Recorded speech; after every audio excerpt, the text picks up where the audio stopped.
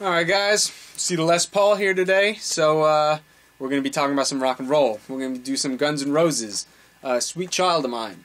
It's super famous song. It might be their famous song, most famous song, not quite sure. But it's definitely like a guitar player's wish to learn that, you know, at some point in a guitar player's career. That signature riff is really important to know. So I'm gonna go ahead and teach you guys how to play it today. But before I do, I want to talk about sound, because the like standard, you know, Guns N' Roses rock sound comes from this guy right here, the Les Paul. You can emulate the sound with other guitars and anything, but there's no substitute for the real thing. So if you have a Les Paul, pull it out and learn the song. If you don't, try to grab any guitar with a humbucker, because a humbucker is going to give it that fat, gainy kind of a sound.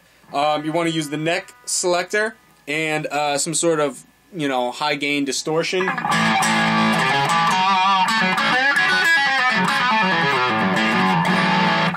And it's going to give you that crunchy rock tone that Slash can get. So let's dive right into it. Sweet Child of Mine. It starts with that really famous riff. And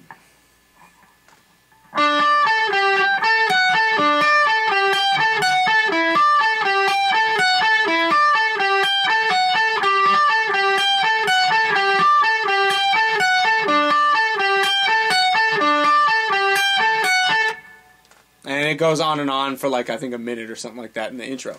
But the riff is really cool. Because it's pretty much, it's a sequential riff, so it does the same thing, but one note changes every 2 times you go through the riff. So the first section is you start on D on the 12th fret, and you play D on the 15th fret. You play the octave, and then A, G.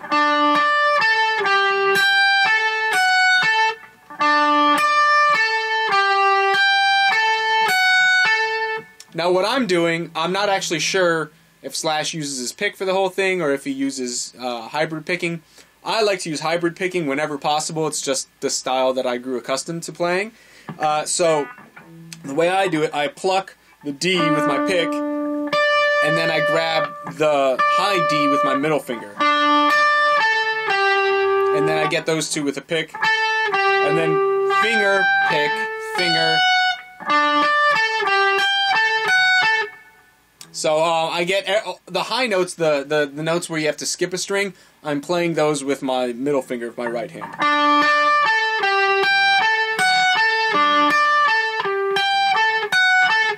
And then the next part of the riff, this D, the first note, just goes up to an E. And the rest of the riff is the same after that.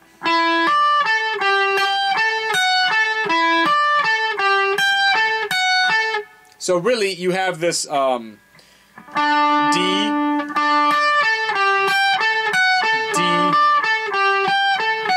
E.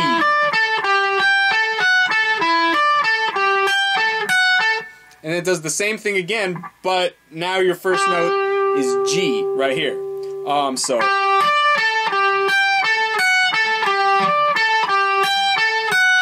So the first 2 times, your first note is D. The second 2 times, your first note is E.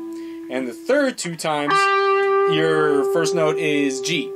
So, and after that, it goes back to the D. And that equals one whole cycle through that little progression.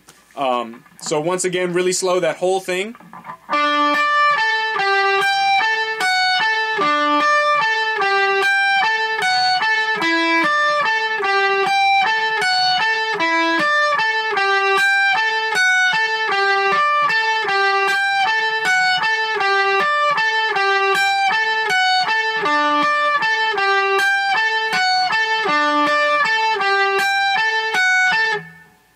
Now that is one time through.